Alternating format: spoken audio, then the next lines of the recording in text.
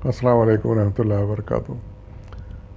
پچھلے ایپیسوڈ میں ہم نے پڑھا حضرت علی کے موضوع کے اوپر کہ ایک گروہ حضرت علی کے خلاف ہو گیا تھا، اور جن باتوں پہ اختلاف ہوا اس کی تفصیل پچھلے ایپیسوڈ میں آ گئی، اور وہ گروہ تقریباً 12,000 مجاہدین پر مسلمانوں پر مشتمل تھا، اور وہ وہاں سے نکل کے حضرت علی کی فوج سے الگ ہو کے اس نے ایک علیحدہ جگہ قیام کیا تھا۔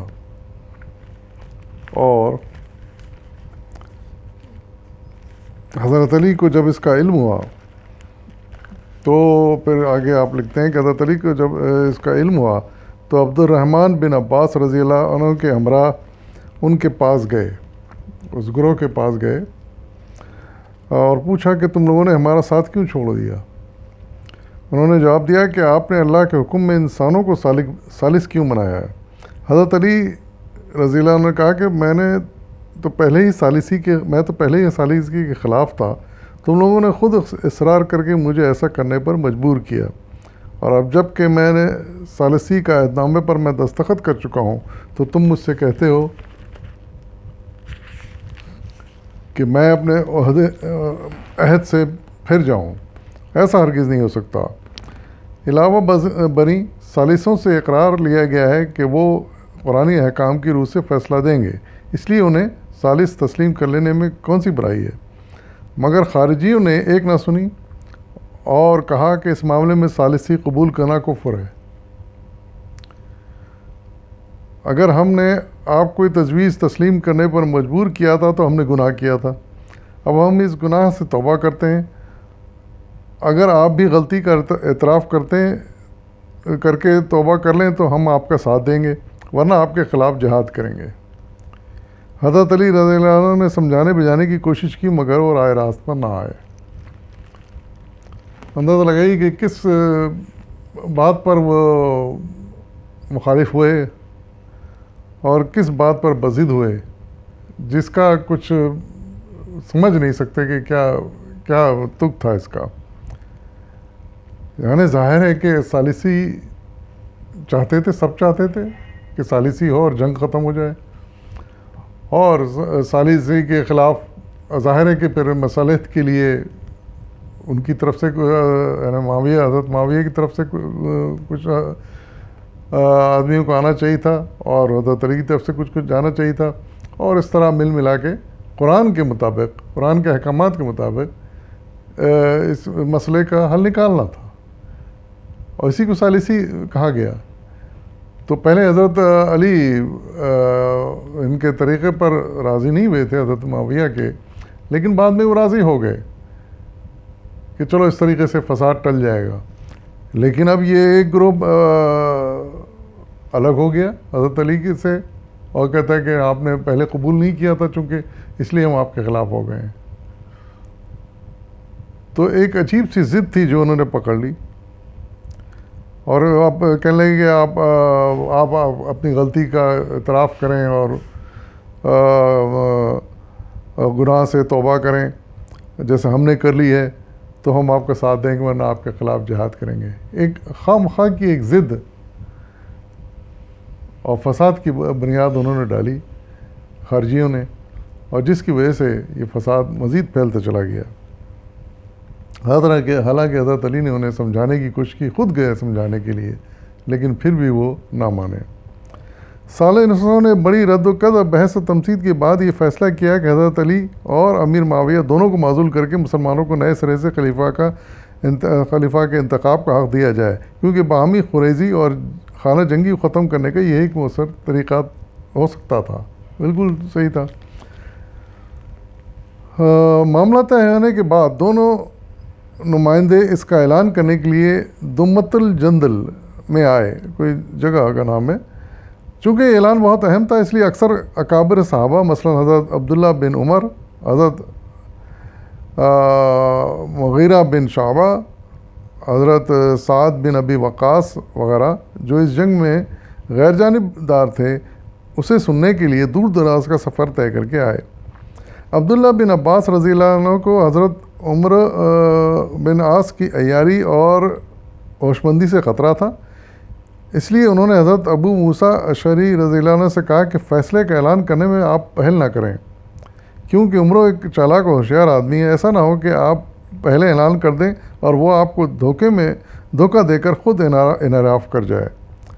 مگر ابو موسیٰ اشعری بہت سادہ دل اور نیک طینت بزرگ تھے، انہیں ہر مسلمان پر حسن ظن تھا، یعنی وہ اچھا سمجھتے تھے، کسی کو نہیں سمجھتے تھے کہ کوئی مسلمان ایسے بھی کر سکتا ہے، اس لیے فرمانے لگے کہ اس قسم کے خطرات کی کوئی گنجائش نہیں، یعنی انہوں نے ان کے مشورے قبول نہیں کیا، ان کا مشورہ۔ مگر عبداللہ بن عباس رضی اللہ عنہ کا اندیشہ ہر برہ درست نکلا۔ فیصلہ سنانے کے وقت آیا تو ابو موسیٰ رضی اللہ عنہ نے عمر رضی اللہ عنہ سے کہا کہ پہلے آپ اس متفقہ فیصلے کا اعلان کریں۔ انہوں نے کہا کہ آپ فضلوں کا علم و فضل و بزرگی میں مجھ سے برتر ہیں، آپ کے ہوتے ہوئے میں پہل کرنے کی جرات نہیں کر سکتا۔ حضرت موسیٰ اشعری ان کی باتوں میں آ گئے اور ممبر پر کھڑے ہو کر اپنے متفقہ فیصلے کا اعلان کر دیا۔ اس کے بعد عمرو، جن کے بارے میں انہوں نے اندیشہ ظاہر کیا تھا کہ چال چل سکتے ہیں کوئی، اٹھے اور کہا، لوگو تم نے ابو موسیٰ کا فیصلہ تو سن لیا، انہوں نے اپنے آدمی کو معزول کر دیا ہے، میں بھی اس کو معزول کرتا ہوں، لیکن امیر معاویہ کو برقرار رکھتا ہوں، وہ حضرت عثمان کے جانشین بننے کے سب سے زیادہ حقدار ہیں، مستحق ہیں۔ تو اندازہ لگائیے کہ آپ یعنی کیسی چال چلی انہوں نے، پہلے انہوں نے اعلان کروا دیا حضرت موسیٰ اشعری کو، طے ہوا کہ اعلان کر دیں گے بھائی ٹھیک ہے، یہ دونوں سے ہم دستبردار ہوتے ہیں، یہ ان دونوں کو خلیفہ نہیں مانتے، ہم کو نیا خلیفہ کا انتخاب کرتے ہیں۔ اس اصول کے تحت جب وقت مقرر ہوا اور سب جمع ہو گئے تو پھر انہوں نے کہا ابو موسیٰ اشعری جو حضرت علی کے آدمی تھے، یہ عبداللہ عمرو سے کہ عمرو بن عاص سے کہ آپ اعلان کریں، انہوں نے کہا نہیں آپ بزرگ ہیں، آپ پہلے اعلان کریں۔ تو بالکل سادگی کے ساتھ انہوں نے پہلے اٹھ کے اعلان کر دیا کہ ہم حضرت علی کے خلافت سے دستبردار ہوتے ہیں، لیکن ان کے اعلان کرتے ہی عمرو بن عاص یہی اٹھے اور انہوں نے کہا کہ آپ نے تو اعلان کر دیا لیکن ہم اپنے خلیفہ کو برقرار رکھتے ہیں، امیر معاویہ کو، ہم دستبردار نہیں ہوتے ان کی خلافت سے۔ تو اندازہ لگی کہ کیسی چال تھی۔ اس پر ابو موسیٰ اشعری بہت سٹ پٹائے اور چلا کر کہا کہ غداری اور بے ایمانی ہے، مگر اب کیا ہو سکتا تھا، اعلان تو ہو گیا تھا ان کی طرف سے بھی ان کی طرف سے بھی۔ اس کے بعد امیر معاویہ رضی اللہ عنہ کے ساتھیوں نے انہیں باقاعدہ اور مستقل خلیفہ تسلیم کر لیا، یعنی جو چاہتے تھے، جو سازش چال چلی تھی انہوں نے، اس کے حساب سے انہوں نے ان کو باقاعدہ خلیفہ، مستقل خلیفہ تسلیم کر لیا۔ مگر حضرت علی کے حمایتی سخت برہم ہوئے اور اس نامنصفانہ فیصلے کو تسلیم نہ کرتے ہوئے دوبارہ جنگ کی تیاری شروع کر دی۔ نتیجہ وہی ہوا جس کا ڈر تھا کہ اب حضرت علی کے لوگوں نے تسلیم نہیں کیا کہ یہ کیسے ناانصافی ہے، کہ تب طے ہوا کہ دونوں سے ہم دستبردار ہو جائیں گے اور پھر نیا خلیفہ منتخب کریں گے، پھر اس کی مہدی خلاف ورزی ہوئی ہے۔ تو انہوں نے پھر دوبارہ حضرت علی کے لوگوں نے جنگ کی تیاری شروع کر دی۔ انہی ایام میں خبر ملی کہ عراق میں خارجیوں نے سخت شورش اور بدامنی پھیلا رکھی ہے، اس لیے حضرت علی رضی اللہ عنہ پر حملے کا ارادہ ملتوی حضرت معاویہ پر حملے کا ارادہ ملتوی کر کے خارجیوں کی طرف متوجہ ہوئے۔ پھر حضرت علی چونکہ تیاری کر لی تھی، لیکن انہوں نے وہ امیر معاویہ کے خلاف حملہ کے لیے آگے بڑھنے کے بجائے یہ خارجیوں کی طرف متوجہ ہوئے اور ان سے نپٹنے کی ٹھانی انہوں نے۔ اس دوران میں خارجیوں نے حضرت علی رضی اللہ عنہ کی عملی مخالفت شروع کر دی، اور اس جماعت کا عقیدہ تھا کہ دینی معاملات میں انسان کو حکم بنانا کفر ہے، اور جو لوگ ایسے فیصلوں کو تسلیم کرتے ہیں وہ کافر و واجب القتل ہیں۔ ان کے اعتقادات کے مطابق حضرت علی برحق تھے، ان کی بیعت ہر مسلمان پر لازم تھی۔ جن لوگوں نے اس سے انکار کیا وہ اللہ اور اس کے رسول کے دشمن تھے، اس لیے معاویہ اور ان کے حامی کشتنی اور گردن زنی کے قابل ہیں، یعنی ان کو معاویہ کو اور ان کے ساتھیوں کو قتل کر دینا چاہیے کیونکہ انہوں نے کفر کیا ہے۔ ان کے ساتھ کسی قسم کی صلح کرنا عذر قانون قرآن کفر ہے، یعنی مطالبات میں حد سے بڑھ گئے، وہ حد سے بڑھ گئے، دونوں طرفین حد سے بڑھے ہوئے تھے۔ حضرت علی رضی اللہ عنہ چونکہ ان کے ساتھ مصالحت کرنے اور حکم قرآنی کو میں ثالث بنانے کا جرم کیا ہے، اس لیے اب ان کے خلاف بھی ان کی خلافت بھی ناجائز ہو گئی، یعنی ادھر ان کی مخالفت کی کہ ان کو خلافت سے ہٹا دینا چاہیے اور بلکہ قتل کر دینا چاہیے، اور ان کے خلاف حضرت علی کے خلاف بھی ہو گئے اور کہا کہ یہ بھی ناجائز ہو گئی ہے، اور اس لیے حضرت علی اور معاویہ دونوں کے خلاف جہاد لازم ہے۔ ایک نیا فساد انہوں نے شروع کیا خارجیوں نے کہ بھئی دونوں کے خلاف جہاد ضروری ہے۔ کوفہ، بصرہ اور مدائن میں بھی ان عقائد کی اشاعت کرنے والے بہت سے لوگ پیدا ہو گئے۔ نتیجہ یہ ہوا کہ خارجیوں کی تعداد کافی بڑھ گئی۔ کوفہ کے خارجی خفیہ طور پر نہروان پہنچ گئے اور باقی مقامات کے جماعتوں کو دعوت دی کہ وہ پھر نہروان میں اکٹھے ہوں۔ چنانچہ اس جگہ پر بہت بڑا اجتماع ہو گیا، انہیں اور خارجیوں کو بھی اکٹھا کر لیا جو اس طرح کا عقیدہ رکھتے تھے، اور ان کا ایک بہت بڑا مجمع نہروان میں اکٹھا ہو گیا۔ نہروان کی جنگ اور خارجیوں کی شکست۔ حضرت علی رضی اللہ عنہ نے خارجیوں کو خط لکھا کہ ہم نے حکمین کے فیصلے کو تسلیم نہیں کیا اور شام پر چڑھائی کرنے کی تیاریاں کر رہے ہیں، اس لیے شامیوں کے خلاف ہماری مدد کرو۔